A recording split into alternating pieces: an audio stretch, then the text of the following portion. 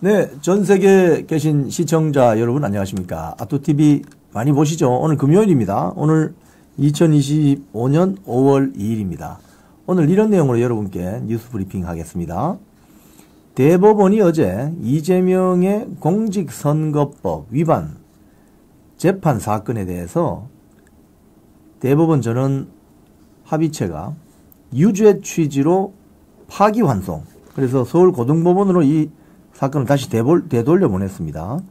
자, 그러면 서울고등법원에서는 유죄 취지로 재판을 다시 해야 됩니다. 지난번 서울고등법원 정재호 부장판사 우리법연구회 등이 있던 그 형사 6부에는 배당되지 않습니다. 자, 그런데 그럼에도 불구하고 어제 조희대 대법원의 파기환송 조치는 이거 비겁하다, 이거. 자기들 책임 회피하려는 폭탄 돌리기 아니냐, 이런 비판의 목소리가 나오고 있습니다. 왜냐하면 자기들이 자기 자판에서 끝내버렸으면 됐을 걸 또 서울고등법원으로 보내면 또 몇 달 걸릴 거 아닙니까? 그 사이 이재명 대통령 되면 어떻게 하는 거죠? 이재명 출마해서 당선되면 그 다음에 대통령이 뭐 재직 중에 내란 외환죄에 근거하지 않고 형사 소출을 받지 않는다, 이렇게 버티면 어떻게 할 거냐. 국가 대혼란이 벌어지겠죠. 이런 점을 오늘 말씀드리겠습니다. 지금 보니까 국회에 지금 한덕수 권한대행이 지금 출마 선언을 하는 것 같은데 그 장면 좀 올려주실 수 있나요? 지금 국회 소통관에서 한덕수 권한대행이 지금 출마 선언을 하는 것 같습니다. 네.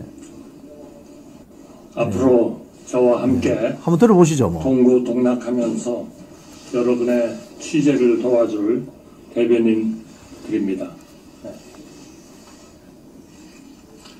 존경하는 국민 여러분, 저는 오늘 제21대 대한민국 대통령 선거 출마를 국민 여러분께 말씀드리고자 이 자리에 섰습니다. 지금 세계는 통상 질서가 급변하고 국제 질서가 요동치고 있습니다. 어떤 나라도 앞날을 예측하기 어려운 대변혁의 시기입니다. 이에 더하여 우리나라는 국내적으로 큰 혼란에 빠져 있습니다. 갈등과 분열이 공동체의 기반을 흔들고 있습니다. 나라와 국민의 미래가 아니라 개인과 진영의 이익을 쫓는 정치 싸움이 위험 수준에 도달하였습니다. 정치가 바뀌지 않으면 민생도 경제도 외교도 개혁도 안 됩니다. 우리가 애써 일으켜 세운 나라가 무책임한 정쟁으로 발밑부터 무너지도록 방치해서는 안 됩니다. 저는 자랑스러운 대한민국 국민의 공복으로 경제발전의 최일선에서 일생을 살았습니다. 국익의 최전선인 통상외교까지 정쟁의 소재로 삼는 현실을 저의 양심과 상식으로는 도저히 납득할 수 없습니다.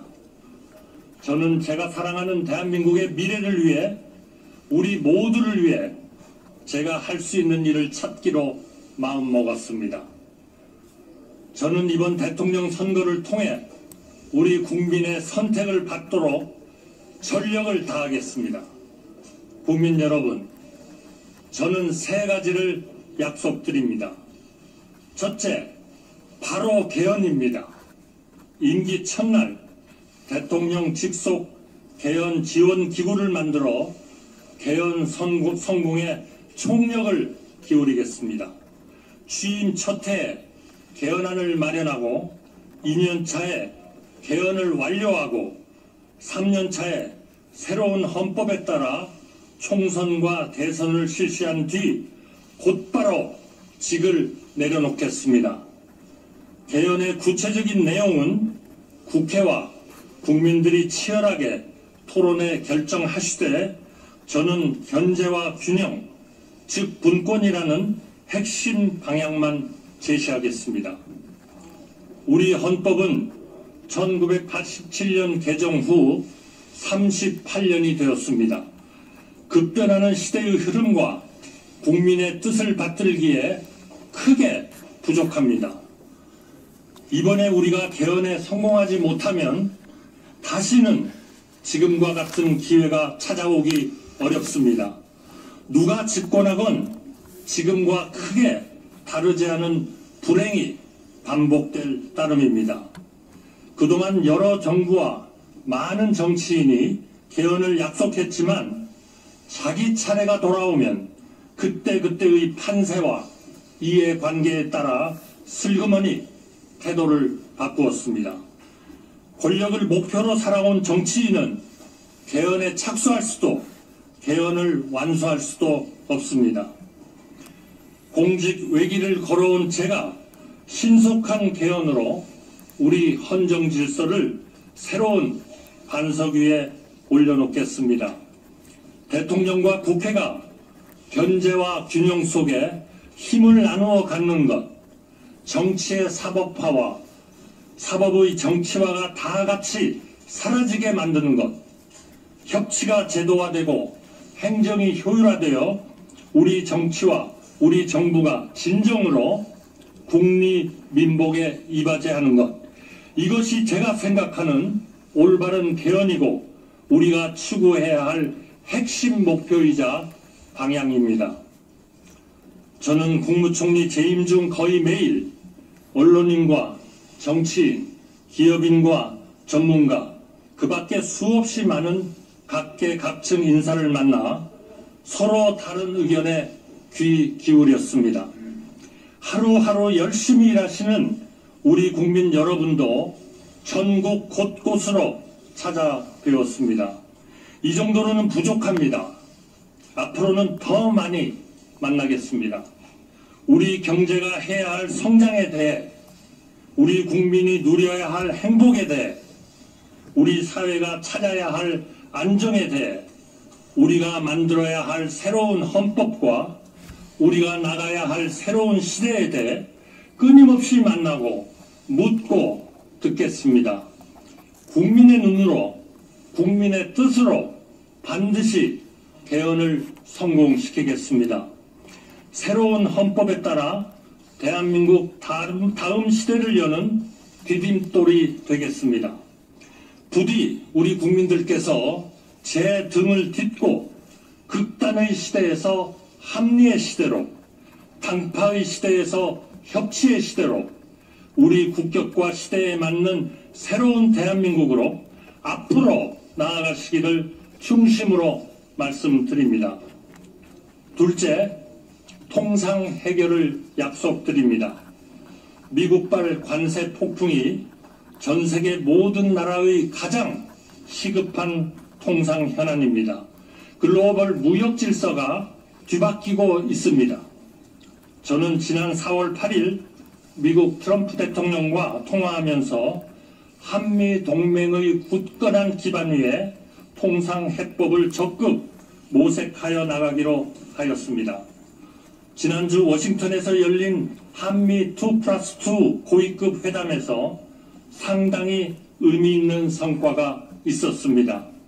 해결의 속도가 한층 빨라질 것으로 기대합니다. 저는 우리나라 첫 통상교섭본부장을 지냈습니다. 경제부총리, 국무총리에 이어 주미대사를 지내며 수많은 통상협상을 성공적으로 이끌어왔습니다. 이 일을 가장 오래 해온 사람이고 가장 잘할 사람이라고 자신합니다. 미국 정부는 물론 각계 전문가들과 활발히 소통하고 있습니다.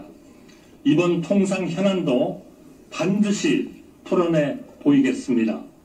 셋째, 국민 통합과 약자 동행, 즉 국민 동행을 약속드립니다.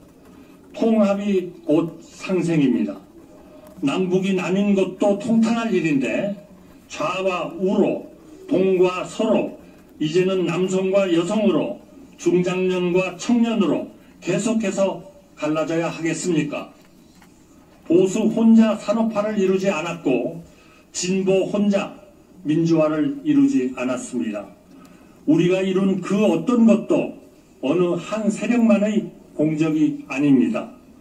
하루하루 열심히 살아온 우리 국민 모두의 공적이며 따라서 그 열매도 모두에게 돌아가야 합니다. 좋은 일자리, 쾌적한 주택, 편리한 교통, 질 좋은 의료, 세심한 육아 지원, 든든한 노후 보장, 이런 일을 가장 잘할 수 있는 분들을 찾아 최고의 내각, 일하는 내각을 구성하고 그분들이 책임지고 실질적인 성과를 이뤄내도록 치열하게 독려하겠습니다. 사회 모든 분야에서 국민 통합과 약자 동행이 이루어지도록 혼신의 힘을 다하겠습니다. 존경하는 국민 여러분, 그동안 많은 분들이 저에게 대통령 출마를 권유하며 간곡히 당부하셨습니다. 정치를 정상화하라. 제발 그만 싸워라. 나누지 말고 합쳐라. 경제를 살려라. 민생을 챙겨라. 한마디로 정치 걱정 안 하고 안심하고 살 수 있게 해달라고 하셨습니다. 명심하겠습니다. 개헌을 제대로 집요하게 추진하겠습니다. 민생을 제대로 집요하게 보살피겠습니다. 통상협상 저에게 맡겨 주십시오. 하나를 해도 똑바로 하겠습니다. 새로운 정부는 한덕수 정부가 아닙니다. 좌우로 나뉘는 대신 오직 앞으로 나아가고 싶은 모든 사람의 정부, 바로 여러분의 정부입니다. 저는 이길 수 있는 경제 대통령이고 좌나 우가 아니라 앞으로 나아갈 사람이며 약속을 지킨 뒤 즉시 물러날 사람입니다. 저는 내일부터 우리 국민이 나고 자라서 백발이 될 때까지 삶의 단계마다 국가의 정책이 어떻게 달라져야 하는지 구체적인 대안을 하나하나 말씀드릴 생각입니다. 민주당 대표님을 포함하여 정치권과 우리 국민이 제안하는 좋은 정책이 있다면 그 또한 아무런 고정관념 없이 받아들여 효율적으로 실행하겠습니다. 국민 여러분, 저는 제가 모든 것을 할 수 있다고 생각하지 않습니다. 그래서도 안 된다고 생각합니다.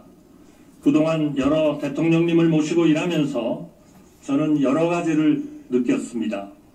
대통령은 고독한 자리이고 책임이 막중한 자리입니다.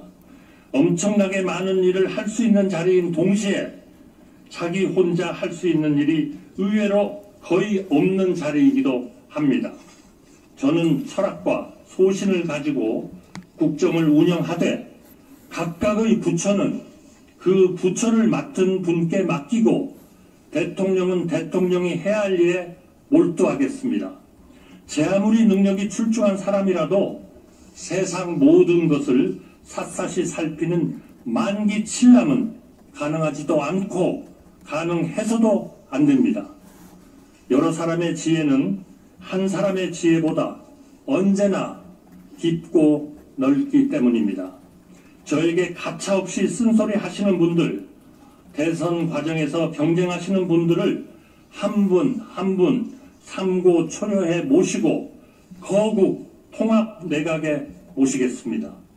차관급 이하의 인사는 철저하게 그분과 함께 일할 부총리와 장관이 책임지고 발탁하도록 하겠습니다. 국민 여러분께서는 저에게 어쩌면 국무총리를 하면서 못한 일을 대통령이 된다고 갑자기 어떻게 해내겠느냐고 물으실지 모릅니다. 국무총리라서 못한 일을 대통령의 힘으로 반드시 해내겠습니다. 그 말을 어떻게 믿느냐고 물으신 분들께 저는 제 말이 아니라 제가 살아온 인생을 보아달라고 말씀드리고 싶습니다. 누구의 인생에나 그 사람에게 가장 중요한 질문이 있습니다. 저의 경우에 그 질문은 저라는 평범한 사람이 나라를 위해 무엇을 할 수 있는가 였습니다. 저는 1인당 국민소득이 $100가 채 안 될 때 태어나 $1,000, 1만 달러 시대, 2만 달러, 3만 달러 시대를 우리 국민의 일꾼으로 살았습니다. 노력형이었지 천재였던 적이 없고 밤늦도록 제가 맡은 일에 몰두하면서 나라의 성장에 힘을 보태는 것이 그 어떤 일보다 보람 있었습니다. 우리나라가 강해지고 풍요로워지는 것, 세계 속에 존경받고 사랑받게 되는 것, 그 과정을 지켜보고 기여하는 것이 지금도 앞으로도 저의 인생이고 꿈입니다. 국민 여러분, 저의 이념은 단 하나, 여기서 대한민국의 기적이 끝나선 안 된다는 것, 우리는 계속 앞으로 나아가야 한다는 것, 이것밖에 없습니다. 우리 청년들이 저를 디딤돌로 삼으시기를 마음껏 저를 넘어 세계로, 미래로, 더 밝은 시대로 나아가시기를 소망합니다. 오직 국리, 민복을 위해 일하고 또 일하겠습니다. 감사합니다. 자, 네, 한덕수 권한대행의 대통령 선거 출마 소식이 전해졌습니다. 제가 오늘 방금 보면서 이 키워드를 받아 적었는데요. 제가 깜짝 놀랐어요. 한덕수 권한대행이 이제 사임을 했기 때문에 이제 후보라고 부르겠습니다. 한덕수 후보가 관료 시절에 저렇게 우렁찬 목소리로 말한 적이 별로 없는 것 같은데요. 국회 대정부 질의에서 민주당 국회의원들하고 설전 벌일 때도 저 정도는 아니었는데 오늘 단단히 마음을 먹고 나오셔서 본인의 포부를 밝힌 것 같습니다. 지금 한덕수 후보께서 48년생입니까? 49년생입니까? 한번 검색 한번 해보실래요? 제가 알기로 48년생인 것 같은데 엄청 목소리가 우렁차고 몇 년생이죠? 49년생. 네, 49년생입니다. 네. 49년생. 지금 김문수 후보가 51년생이거든요. 그러니까 김문수 후보보다 나이가 두세 달 더 많은 거죠. 이분 고향이 전주입니다. 전주. 학교는 서울서 다 나왔습니다. 자, 제가 지금 방금 그 한덕수 후보가 이야기한 걸 쭉 받아 적었는데 제가 설명을 좀 해드릴게요. 자, 자신이 대통령 선거에 나갈 수밖에 없는 이유, 배경을 먼저 설명했습니다. 세계가 지금 경제 전쟁 중이다. 국내 정치가 지금 너무 혼란해서 바뀌어야 한다. 무책임한 정쟁을 막아야 된다. 본인은 일생을 평생을 통상 외교에 주력해 왔는데 이것까지 지금 정쟁 대상이 되고 있다. 대선을 통해서 국민 선택을 받도록 전력을 다하겠다. 이렇게 이야기를 하고 그럼 뭐 할 거냐? 딱 세 가지를 이야기했습니다. 세 가지. 제가 봤을 때는 1번, 3번이 중요한 것 같은데 1번이 뭐냐? 개헌입니다. 개헌. 본인이 이렇게 이야기했어요. 대통령이 만약에 되면 첫 해에 개헌안을 마련하고 2년차, 3년차에는 총선과 대선을 함께 치르겠다. 자, 함께 치르겠다. 그러니까 총선, 대선을 함께 치르겠다. 이 이야기 하는 이유는 본인은 오늘 이야기 안 했습니다만은 대통령 임기를 4년차로 줄이고 4년으로 줄이고 4년 중임제 하겠다. 이 가능성이 있어요. 그리고 본인의 임기는 지금 현행 대한민국 대통령 임기는 5년이잖아요. 본인 임기는 3년만 하겠다. 이렇게 선언했습니다. 3년만 하고 87년 체제, 나 지금 37년째인데 이 87 체제를 끝내버리겠다. 새로운 시대를 열겠다. 본인은 이 개헌안에 견제와 균형, 분권이라는 시대 정신을 담아내겠다. 이렇게 이야기했습니다. 자, 3년 차에 이제 자기가 대통령이 되면 3년 차에 총선, 대선을 함께 치르겠다 하는 거 보니까 내각제로 간다는 이야기 아닙니다. 이거는 일단 대통령제로 간다는 이야기죠. 자, 이런 말도 했습니다. 공직 외기를 걸어온 내가 개헌을 하겠다. 정치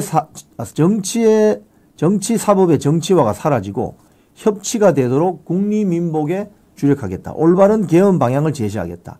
개헌을 성공시키겠다. 극단의 시대에서 합리의 시대로, 그 다음에 당파의 시대에서 협치의 시대로 본인의 등을 딛고 가라. 이렇게 이야기했습니다. 자, 두 번째는 통상 문제 해결을 약속드린다. 이렇게 이야기했습니다. 지금 관세 전쟁, 트럼프 행정부가 들어서면서 관세 전쟁, 글로벌 무역 질서가 바뀌고 있다. 얼마 전에 트럼프 대통령하고 통화를 했는데 통상회의 지금 미국에서 한 2+2 의미 있는 효과가 있다. 해결 속도도 빠르다. 본인이 대한민국 첫 통상본부장을 했고 주미대사를 해서 이런 분야에 잘할 수 있다. 그래서 통상 문제 해결을 약속드린다. 이렇게 이야기했습니다. 그리고 세 번째로 국민 통합과 약자 동행. 통합이 우선이 돼야 된다. 통합이 상생이다. 지금 현재 대한민국은 좌우로 갈라져 있는 것뿐만 아니라 동서로도 갈라져 있다. 뭐 영호남 이런 거 있잖아요. 동서로 갈려 있고 심지어 최근에는 남녀로 갈라지고 또는 중장년층과 청년층이 갈라지고 이런 식으로 나뉘어져 있는데 이렇게 나누면 안 된다. 이 국민 모두가 그동안 고생해서 이 대한민국을 만들어 왔는데 국민 모두가 이루어낸 것이기 때문에 그 열매는 모두에게 돌아가야 된다. 혼신의 힘을 다하겠다. 많은 분들이 자기에게 대통령 출마를 권유하면서 이렇게 이야기했다고 합니다. 정치를 정상화시켜달라. 그만 싸워라. 나누지 말고 합쳐라. 개헌을 집요하게 추진하겠다. 그래서 새 정부는 한덕수 정부가 아니라 국민 여러분의 정부다. 약속 지키고 즉시 물러나겠다. 즉 3년짜리 대통령 하겠다. 이 소리죠. 구체적인 어떤 공약이나 비전과 아젠다는 내일부터 말씀을 드리겠다. 이렇게 이야기했습니다. 그러면서 이런 이야기를 하네요. 이거 굉장히 제가 중요하다고 보는데 대통령은 굉장히 고독한 자리다. 각 부처 일은 그러니까 뭐 중앙부처 있잖아요. 각 부처 일은 각 부처에 맡기겠다. 여러 사람의 지혜가 필요한데 심지어 민주당 당대표하고도 만나겠다. 그래서 거국 통합 내각을 구성하겠다. 이게 무슨 소리예요? 연정하겠다는 소리입니다. 즉 민주당이든 뭐든 장관 자리 줄 수 있다. 이 소리입니다. 장관 자리 줄 수 있다. 국무총리로서 못한 일은 대통령이 되어서 하겠다. 본인의 한덕수의 이념은 오직 하나다. 앞으로 나아가는 것이다. 그래서 마지막에 이런 이야기도 했습니다. 2030 청년들도 나를 딛고 미래로 전진해라. 오늘 이 출마 일종의 출사표인데 그죠? 출사표. 굉장히 힘이 있네요. 힘이 있고 글로벌하고 깔끔하고 3년하고 끝내겠다. 아니 깔끔하네요. 그죠? 3년하고 끝내겠다. 개헌하겠다. 지금 우리가 여기 있네요. 속보 떴습니다. 동아일보에. 개헌 완료하고 3년 차에 퇴임하겠다. 대선 출마 공식선언. 그동안 대통령 선거 출마한 사람들이 자기 임기 5년 다 채우려고 하지 3년만 하고 내가 사라지겠다고 한 사람 있었습니까? 없었죠. 네? 지금 많은 분들이 멋진 출마 선언입니다. 믿음이 확 갑니다. 뭐 이런 이야기를 하네요. 상당히 오늘 그 출마의 변이 아주 인상적입니다. 그동안 그 언론에 보도된 것도 보면은 뭐 더 퍼블릭 기사 한번 보세요. 한덕수 차기 대통령 임기 3년 권력 분산형 개헌 추진. 이겁니다. 이거 방금 이거 어제 난 기사인데요. 방금 뭐라고 지금 한덕수 후보가 했냐면은 첫 번째 자기가 할 것은 개헌인데 개헌 지원 기구를 만드는데 총력을 기울이고 자기는 3년만 대통령하고 깔끔하게 정리하고 나가겠다. 첫 번째 그러니까 대통령이 당선되면 첫 해는 개헌안을 마련하겠고 2년 차에는 추진시키겠고 3년 차에 총선 대선을 한꺼번에 치르겠다. 지금 22대 국회가 지금 엉망진창이지 않습니까? 솔직히. 저 국회의원 총선거를 다음 대통령 선거하고 같이 치르겠다. 이 소리입니다. 근데 그 개헌안의 주 내용은 뭐냐 하면 분산형 개헌 추진. 그래서 본인이 이렇게 이야기했죠. 견제와 균형, 분권. 이게 뭐죠? 견제와 균형, 분권. 대통령에게 과도하게 집중되어 있는 권한을 좀 나누겠다 이 소리죠. 이 말은 뭐냐? 책임 총리제 하겠다 이 소리입니다. 아까 그래서 밑에 끝부분에 이야기하면 이런 거 이야기했죠. 민주당 대표 포함해서 다 만나겠는데 대통령은 고독한 자리이기 때문에 혼자서 다 하려고 하면 안 된다. 그래서 각 부처에 부처 일을 맡기고 여러 사람의 지혜가 필요하고 거국 통합 내각을 구성하겠다. 즉 이 말은 한덕수 정부가 들어서면 장관 자리도 야당에도 줄 수 있다. 이 소리입니다. 그러니까 유럽식 연정 모델로 갈 수 있다. 이 소리입니다.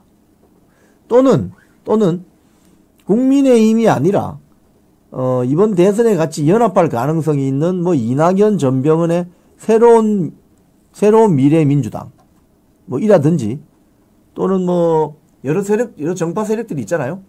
그 세력에게도 장관 자리를 양보할 수 있겠다. 이런 식으로 해석할 수 있는 거죠. 가령 예를 들자면은 이번에 한덕수 대선 캠프에 뭐 자유민주당은 지금 김문수 후보를 지지했으니까 또는 뭐 자유통일당 뭐 조원진의 우리공화당 이 다 모이면 또 저기 이낙연 뭐 전병헌 새로운 미래민주당 이렇게 모이면 그래서 대선에 승리하면 장관 자리를 하나씩 책임을 맡겨서 줄 수도 있겠다 이런 소리입니다. 오늘 그 출사표에서 이재명이라는 말은 한마디도 안 했습니다. 여러분 맞죠? 이재명을 때려잡기 위해서 뭐 이런 이야기는 한마디도 안 했습니다. 이재명 이야기는 일절 없어요. 그래서 내각제 이야기는 여러분들 내각제 굉장히 예민하신데 내각제 이야기는 안 했습니다. 왜? 3년 뒤에 총선과 대선을 함께 치르겠다고 했잖아요. 그러면 대통령 중심제를 유지하는데 이 개헌안의 내용은 지금 여러 군데서 이제 종합적으로 들려오는 이야기는 4년 중임제. 지금 5년 단임제의 문제가 뭐냐면 여러분 잘 아시는 것처럼 87년 체제가 왜 대통령의 5년 단임제를 했습니까? 그 이전에 대통령 하셨던 분들이 임기가 끝나면 그만둬야 되는데 계속 하려고 장기 집권을 하려고 하다 보니까 그때 87년 그 민주화 투쟁이 일어났고 그래서 만들어진 87체제 헌법은 대통령은 딱 한 번밖에 못한다. 5년이다. 이렇게 된 거죠. 그런데 이게 37년을 운영을 해보니 공무원들이 대통령 임기 2년만 지나면 말을 안 들어요. 일을 안 해. 3년차 되면 꺾여요. 4년차 되면 복지부동이야. 5년차 되면 다음 대선에 준비해야 돼. 이렇게 되니까 안 된다는 거예요. 그래서 미국처럼 4년 중임제를 하면 이 대통령 하는 사람이 더 잘하면 다음 한 번 더 할 수 있잖아요. 그러면 최소한대로 공무원 조직이 6년 내지 7년은 일정한 방향성을 가지고 국가 경영을 할 수 있다. 이게 4년 중임제의 장점이죠. 예. 책임 총리제가 내각제는 아닙니다. 내각제라는 것은 여러분 대통령이 없어지는 겁니다. 아시겠죠? 내각제를 채택하고 있는 일본에 대통령이 있습니까? 영국에 대통령이 있습니까? 없죠. 내각제를 채택하고 있는 나라에는 대통령이 없습니다. 거기 누가 있어요? 장관 중에 제일 우두머리인 수상이 있죠. 수상. 그러니까 우리가 지금 국무총리 그죠? 거기는 총리라고 하지 않고 수상이라고 하죠. 프라임 미니스터. 미니스터가 장관이잖아요. 그러니까 장관 중에 제일 1번 장관. 그게 프라임 미니스터입니다. 그러니까 영국의 의원 내각제니까 거기 프라임 미니스터 있고 일본도 마찬가지고. 그러니까 내각제에 대해서 너무 이렇게 의심을 너무 품을 필요는 없는 것 같아요. 내각제 하려면은 국민 투표해야 되는 거 아닙니까?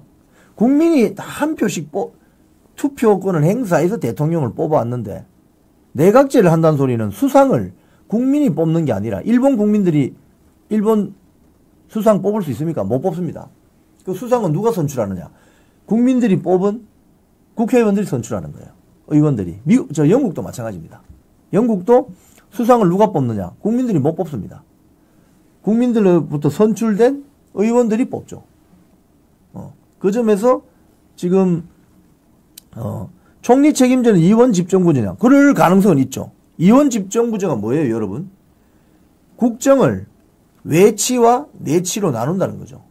그럼 대통령은 외교, 통상, 안보, 통일, 경제 통상 이런 거 전담을 하고 내치는 책임 총리가 할 수도 있죠. 그럼 책임 총리의 권한이 막강해지겠죠. 응? 가령 한덕수 후보가 대통령이 됐다 칩시다.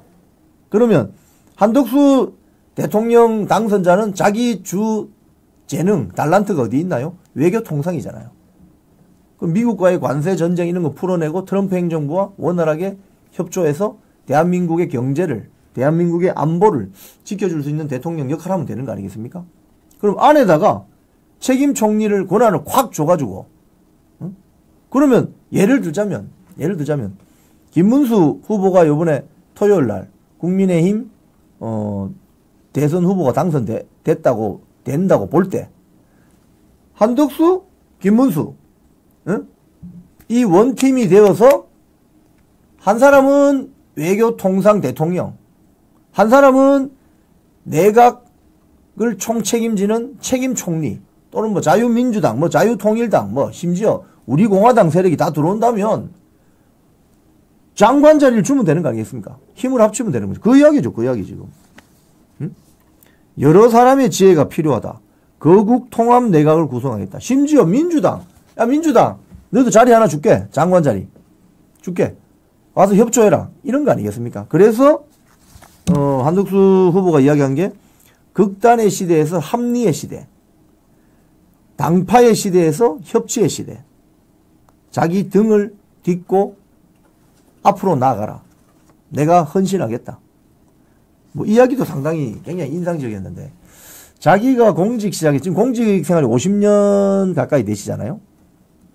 그때 1인당 소득 수준이 거의 1000불도 안 되는 1000불이 뭡니까 그냥 거의 한 100불에서 500불 사이일 거예요. 그 시대에서 1000불, 10,000불, 20,000불, 30,000불 시대가 올 때까지 50년을 공직에서 복무하면서 오로지 나라 걱정만 했다. 맞습니다.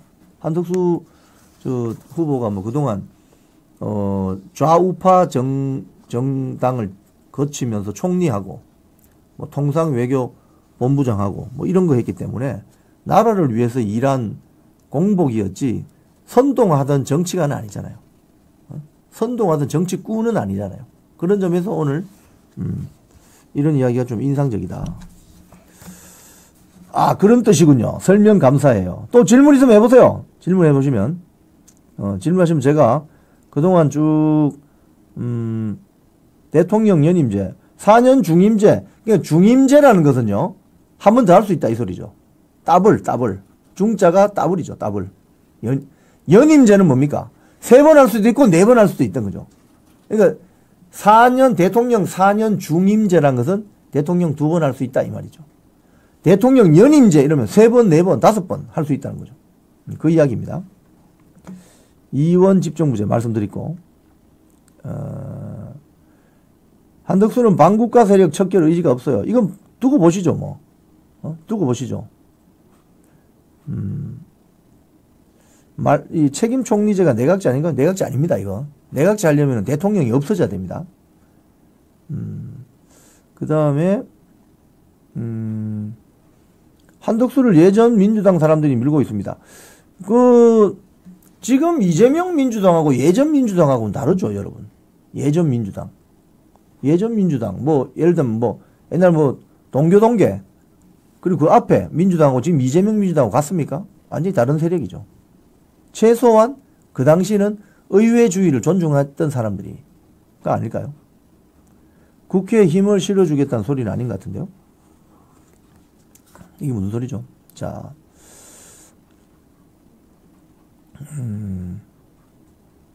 지금은 통합이 중요한 것이 아니라 무너진 대한민국 기본을 바로 세우고 주춧돌을 든든하게 만들어 놓는 것이 제일 중요하다. 통합이란 멋있어 보이지만 혼란과 갈등을 또다시 만드는 계기가 될 것이다. 제대로 기본이나 잘 구축하는 것이 제일 중요하다. 좋은 말씀입니다. 하지만 통합의 기치를 내세우고 대선에 임하지 않아서 이재명이 만약에 대통령 되면 어떻게 할 겁니까, 여러분? 제가 오늘 대법원의 그 파기환송 이야기할 텐데 이재명은 이제 출마할 수 있는 길이 열렸습니다. 예. 자, 그 다음에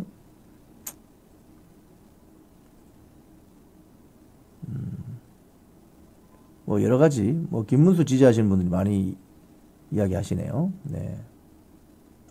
변화의 시장님, 한덕수 개헌 방향은 미국과 비슷한 4년 중임제, 4년 중임제라고 지금 알려지고 있습니다.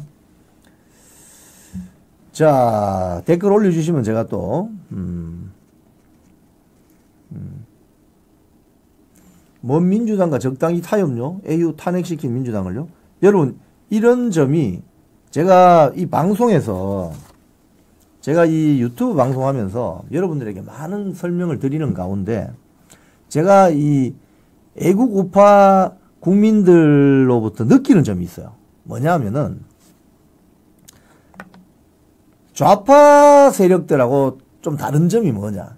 좌파 세력들은요.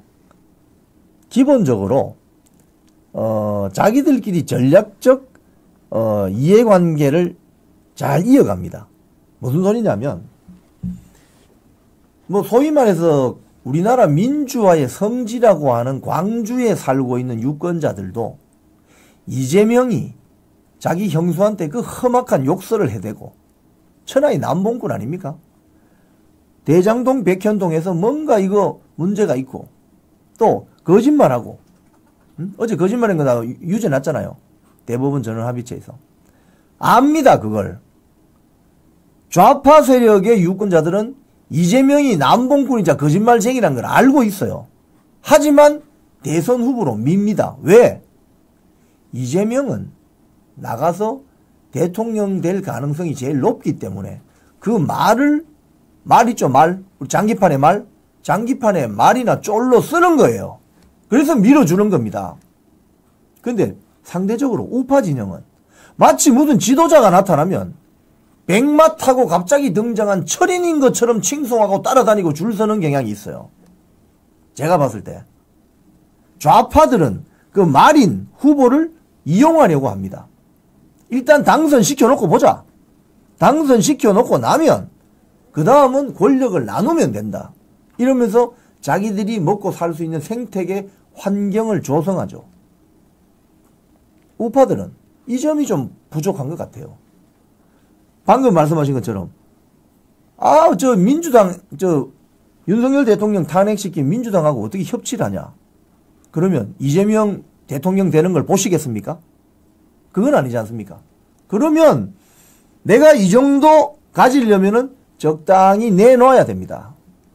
내가 이 정도 갖고 싶은 계획이 있으면 내 걸 적당히 내놓을 줄도 알아야 된다 이겁니다. 이게 사실은 제가 아스팔트 현장에서 다녀보면 이 점이 우파 애국 세력에서 소위 말해서 보이는 문제점일 수도 있겠다. 더 큰 파이를 위해서는 내 파이도 적당히 내놓을 줄 알아야 됩니다. 여러분. 좌파들 하는 거 보세요. 좌파들은요. 후보가 중요하지 않습니다. 이재명 후보 안 되면은 바로 바꿔버릴 거예요. 다른 후보로. 그러니까 이재명을 추종하는 게 아니라 이재명이라는 말을 지지하는 거예요. 그런데 우파 진영에는 지지자는 별로 없고 추종자들이 많아요. 이게 문제라는 거예요. 제가 봤을 때는. 좌파에는 이재명이 뭐 대통령 안 되면은 뛰어내리겠다 이런 사람 없습니다, 여러분. 이재명은 장기판의 말이기 때문에 대선은 판을 움직이는 장기판의 큰 말이기 때문에 이 말이 잘 싸워서 대통령 될 가능성이 높다. 여론조사 높게 나오잖아요. 그래서 미는 겁니다. 우파 진영은 그런 말들을 그동안 잘 육성해와서 경기에 투입한다. 이런 생각보다는 어디 저 구름 위에서 있지 않습니까? 날개 달린 백마 타고 누군가가 철인 같은 사람이 나타나길 원하는 이런 심리가 깔려 있다는 거예요. 없습니다. 그런 거. 백마 타고 누가 철인이 나타납니까 지금 2025년에.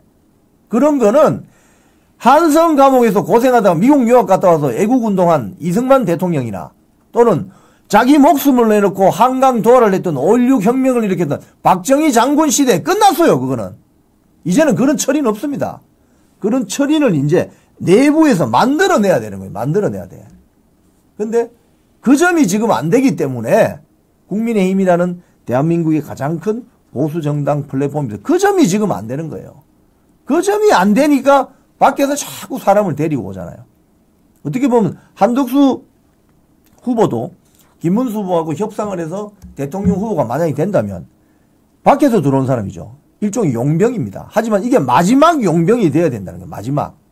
네? 윤석열 대통령도 밖에 있는 사람을 데리고 왔잖아요. 어떻게 됐습니까? 결국 탄핵 국면이 벌어졌잖아요. 그러니까 이게 마지막 밖에서 모시고 온 분이 되어야 된다. 이제는 안에서 만들어야 된다. 안에서. 이 정당을 지킨 이 사람들이 안에서.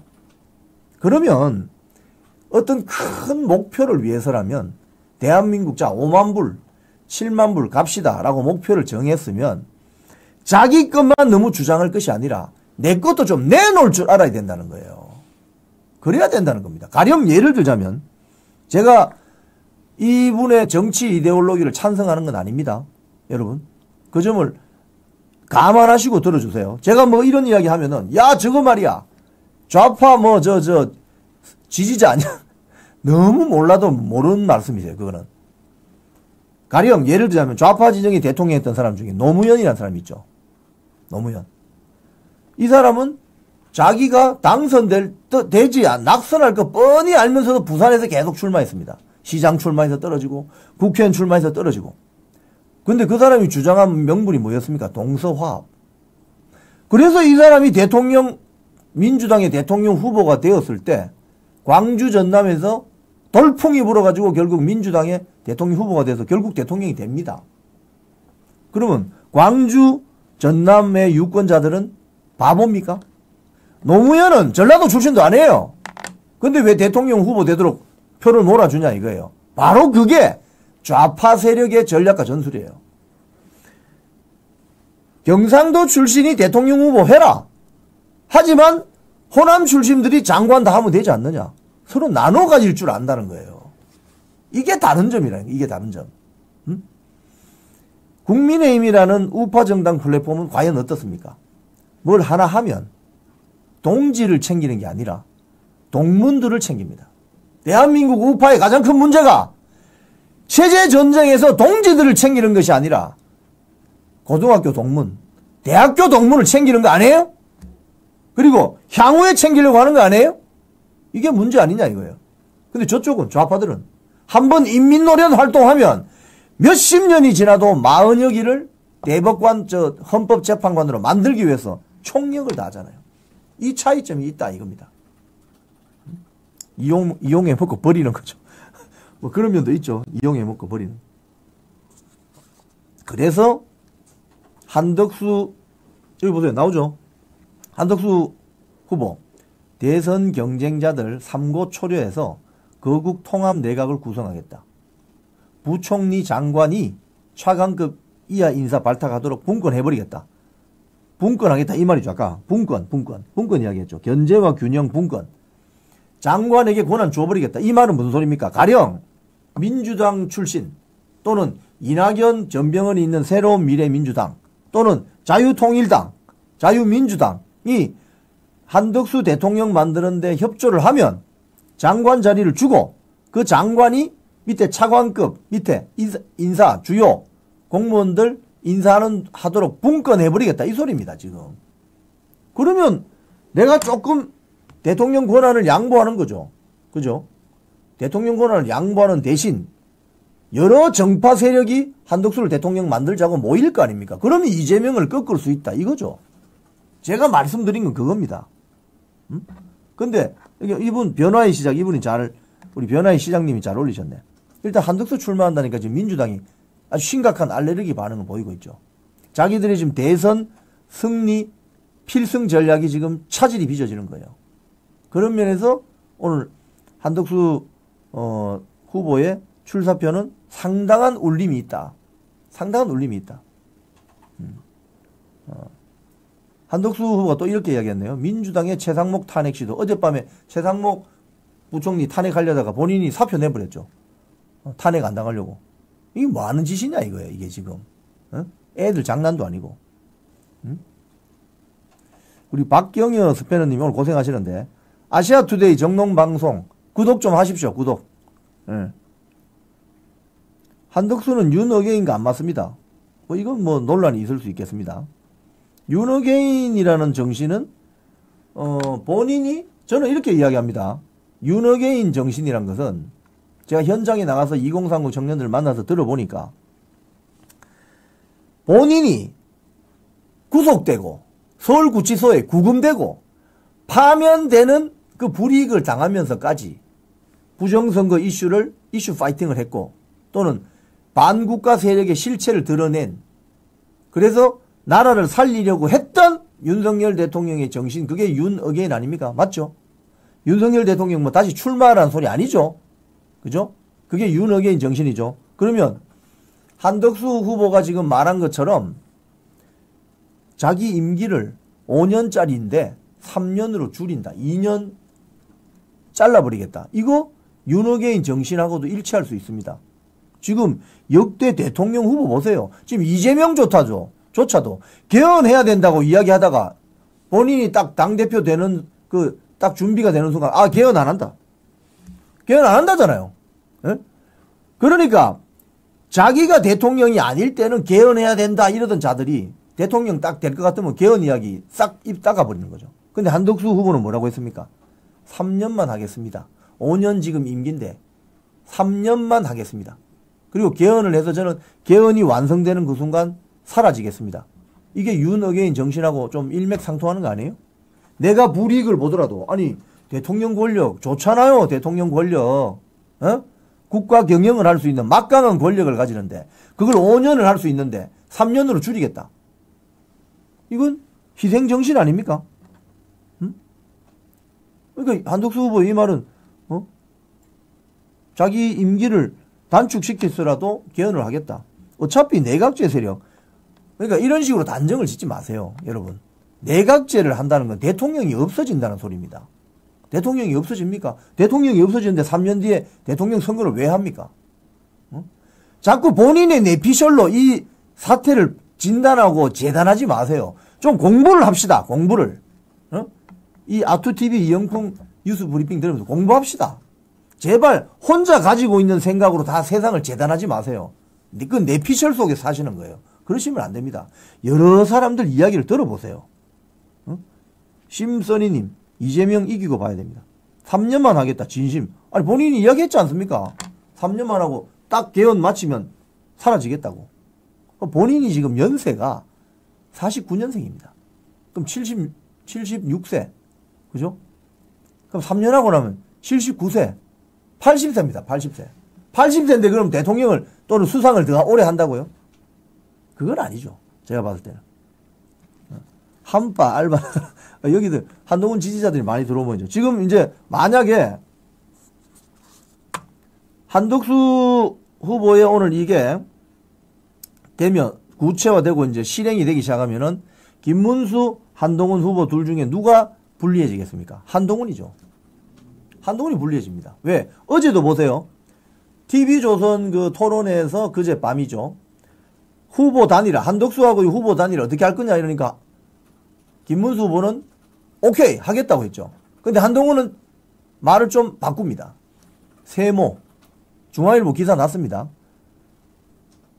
김문수 후보는 동그라미. 후보 단일화 어떻게 하냐 동그라미. 한동훈은 세모. 자 이렇게 되면 오늘 여기 나오죠. 예, 중앙일보. 단일화 묻자. 김문수는 동그라미. 한동훈은 세모. 이렇게 어정쩡한 반응을 보인다는 거예요. 왜? 사자가 끼어 있는 거지, 사심이 끼어 있는 거예요. 김문수 후보도 한덕수 후보가 지금 나온다는 걸 전제하에 단일화 하겠다고 처음부터 이야기했잖아요. 응? 이 브리타님 말씀 잘 하셨습니다. 아직 또 이재명 이기기 힘든데 한간 소리 할 때 아니죠. 이재명을 꺾을 수 있는 카드라면 뭐든지 잡아야 되는 거죠. 응? 한동훈 말도 하지 마세요. 그 악질. 네. 예, 제가 괜히 또, 자, 요렇게 돼 있고, 시간이 이거 엄청 가버렸네요. 어제 그거 이야기 좀 하겠습니다. 오늘 아침에, 동아일보 사설을 보면, 이재명 선거법 유죄 취지 파기 환송 33일 앞둔 대선 난기류. 이거, 여러분, 이 동아일보 사설을 쭉 읽어보면, 정말 조희대 대법원이 무책임하고 비겁하기 짝이 없다. 그런 생각이 듭니다. 무슨 소리냐면요. 파기 환송할 것이 아니라 파기 자판에서 끝내버렸어야 되죠. 지금 대선이 33일입니까? 32일입니까? 33일. 결론을 내버려야 되지. 이걸 다시 서울고법으로 보내면 서울고법에서 그러면 유죄 취지로 판결을 할 가능성이 있죠. 그런데 벌금 100만 원 이상 받아야 피선거권이 이재명이 5년 제한되는데 벌금 95만 원 때리면 어떻게 할 겁니까? 그럼 조금 더 높여주자. 98만 원 때리면 어떻게 할 겁니까? 무책임하기 짝이 없는 거예요, 이게. 자기들이 해결해야 될 폭탄을 다시 또 서울고법으로 보내. 폭탄 돌리게 하고 있는 거죠. 지금 어제 2심에서 무죄 받은 거를 대법원 전원합의체에서 유죄 받겠다고 전부 좋다고 박수치고 앉아있는데 저는 그렇게 생각하지 않습니다. 저는 이번 윤석열 대통령의 헌재 탄핵 심리 과정을 보면서 대한민국 사법부가 엄청나게 불신감이 많다는 국민의 소리를 다 들었습니다. 그래서 이번 어제 대법원 전원합의체 판결 선고 날 때까지도 저는 큰 기대를 하지 않았어요. 그게 유죄가 나는 게 당연한 거 아닙니까? 당연한 거 난 걸 뭐 잘했다고, 그럼 이게 6월 3일 대통령 선거하기 전에 이재명에 대한 이 공직선거법 결판이 납니까? 안 날 가능성이 더 많아요. 그렇기 때문에 그 말은 무슨 소리냐고요? 이재명이 출마할 수 있게 길을 열어줬다 이거 아닙니까? 그래서 동아일보 사설도 대선 난기류 이게 무슨 소리입니까? 오늘 이거 한번 볼까요? 연합뉴스 보면은 헌법 84조 해석 안 밝힌 대법원 이게 무슨 소리냐면 헌법 84조는요 현직 대통령은 재직 중에 내란죄 외환죄에 근거하지 않고는 형사소추를 밝히지 않는다 받지 않는다 이 말이거든요. 형사재판 불소추 특권이 있습니다. 대통령은. 그런데 이재명이 예를 들어 대통령 됐다 칩시다. 지금 여론조사하면 지지도가 높게 나오니까 이재명이 대통령 됐어요. 그럼 이재명이 뭐라고 주장할 것 같아요, 여러분? 나 현직 대통령이야. 내란죄, 외환죄를 범하지 않고는 나는 어떤 형사소추도 당하지 않아. 공직선거법 저거 쌍방울 대북 불복 송금 사건, 대장동 백현동 사건, 그거 내 임기 5년 끝나고 보자고. 내가 임기 5년 채울 거야. 이렇게 나오면은 조희대 대법원장이 뭐라고 할 수 있어요? 그러면서 어제 뭐라고 합니까? 이재명하고 민주당이. 대통령은 국민이 뽑은 것이다. 사법의 정치와 간섭하지 마라. 대선에 개입하지 마라. 이렇게 이야기하잖아요. 그 논리였다면 윤석열 대통령도 헌법재판소가 심판할 수 없는 거지. 국민이 뽑은 사람인데. 국민 4천만 명이 넘는 사람이 투표해서 뽑은 대통령을 헌법재판관 8명이 앉아서 탄핵시키면 됩니까? 그 논리라면? 그러니까 이재명이 대통령 되는 순간 이런 식으로 버티기에 들어갈 거라 이거예요. 그러면 어떻게 되느냐? 혼란과 갈등을 조정하고 해소해 줘야 될 대법원이 오히려 그 혼란과 갈등을 조장해버리는 이런 결과가 아닌가. 그리고 특히 이건 꼭 이야기해야 되겠습니다. 서울고등법원 그 판사들 기사 있습니까? 지난달 기사 거기 보면은 조선일보가 있을 거예요. 제목이 이 4명을 꼭 지적하지 않을 수가 없습니다. 이거 어디 갔나? 이거 있네요. 이재명 선거법 2심서 무죄 내린 서울고법 형사 6부. 제가 그 그래픽 하나 올려드린 거 있죠? 세 사람? 아니, 이 사람. 이 사람들이 서울고등법원 형사 6부 부장 판사들입니다. 이 사람들이 지난 3월 26일 날 이재명의 공직선거법 2심 선고를 무죄로 때린 사람들입니다. 제일 왼쪽에 있는 사람 정재호 부장판사. 광주 살레시오고 서울법대 우리법연구회, 이예슬 부장판사 전남 순천 출생, 서울 신목고 고대법대, 최은정 부장판사 경북 포항 출생, 대구 송현여고 한국외대법대. 이 사람들 책임집니까 안 집니까? 책임집니까 안 집니까 이 사람들? 에? 현대자동차에서 차 하나 잘못 만들면 리콜해서 다 바꿔주죠. 핸들이 안 돌아가? 그럼 바로 그 리콜입니다. 근데 지금 대법원 전원합의체에서 유죄 취지로 고등법원으로 파기환송했는데 이 사람들 책임져요 안 져요? 안 지지. 무슨 책임질 건데 저 사람들이. 책임 안 집니다. 그러니까 이게 우리나라 사법부의 문제라는 거예요. 파기환송된 저 재판이 저 사람들이 있는 형사 6부로 가진 않습니다. 다른 부로 배당이 되겠죠. 하지만 저 사람들은 무슨 책임을 져야 될 거 아니냐고. 어? 자, 사진 한 장 더 있죠. 자, 저 정재호, 이예슬, 최은정 부장 판사들이 오른쪽에 있는 저 사진을 확대해서 요렇게 해서 문제 제기했다 해가지고 이게 위조라고, 거짓말이 아니다라고 이야기합니다. 왜? 사진이 진짜가 아니다. 여러분, 저 사진 오른쪽에 있는 사진 빨간 박스를 확대해서 이렇게 해서 김문기하고 골프 쳤네. 김문기 모른다고 하더니 안 해. 거짓말이네. 이 말이 거짓말이 아니라고 판시한 사람들입니다. 여러분 자동차 차 모시는 분들 속도 위반해서 범칙권 날라오면 여러분 차량의 번호판을 확대해서 교통범칙금 날라오죠. 경찰에서. 그럼 그 위조 사진이네. 그럼 범칙금 안 내도 되겠네. 그 이야기하고 뭐가 다른 거예요? 지금 말이 되는 소리예요. 그러면서 2심에서 무죄 때려준 거 아닙니까? 저 판사들 우리가 용서할 수 있겠습니까? 당장 옷 벗어야 됩니다. 저거. 당장 옷 벗어야 돼요. 변호사 등록 한 6년? 자격정지 때려야 되는 거 아닙니까? 쉽게 이야기하면은. 저는 사법고시에서 뭐 법률가가 아니에요. 하지만 저는 상식적으로 판단합니다. 일반 공장에서 저런 어처구니 없는 물건 만들어내면 바로 리콜이고 에이스 바로 들어가고 그거 만들어낸 사람들 문책합니다. 심할서 써야 돼요. 근데 판사들은 심할서 씁니까? 왜? 우리가 낸 국민들이 낸 혈세로 월급 받아 먹으면서 왜 저런 어처구니 없는 무죄 판결 때려놓고 지금 입 딱 닫고 있는 거죠? 그 판사 3명 한 번 더 보여주세요. 정재호, 이예슬, 최은정. 책임지기 바랍니다. 자신들이 지금 한 달 전에 때린 이재명 공직선거법 무죄 선고에 대해서 책임지라고. 책임. 자유민주주의 체제는 자유만을 강조하는 것이 아니라 책임질 줄 아는 사회가 바로 성숙한 자유민주주의 체제 사회라고요. 정재호 씨, 이예슬 씨, 최은정 씨 책임지시기 바랍니다. 책임지는 방법은 사퇴하세요! 자, 오늘 뉴스 브리핑 여기까지 하겠습니다. 자, 오늘은 광고도 없고, 자, 썸네일 한번 보내주세요. 오늘 대법의 파기환송 폭탄 돌리기, 이재명 출마하고 나서 당선되고 버티면 어떻게 할 거냐, 이런 내용으로 말씀드렸고, 한덕수 권한대행이 대통령 출마 선언을 했습니다. 아주 인상적인 말씀을 했는데 3가지 이야기했습니다. 개헌하겠다.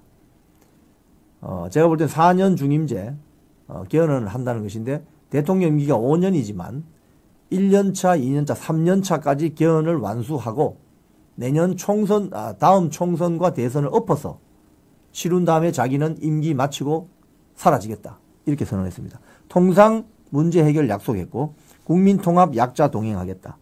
여러 사람의 지혜가 필요하다. 거국 통합 내각을 구성하겠다. 자기의 이념은 앞으로 나아가는 것이다. 특히 2030 청년들이 자기를 딛고 미래로 나아가달라. 이렇게 이야기했습니다. 오늘 한덕수 후보의 출마 선언 인상적이었습니다. 자, 오늘 뉴스 브리핑 여기까지 하겠습니다. 저는 다음 주에 뵙겠습니다. 고맙습니다.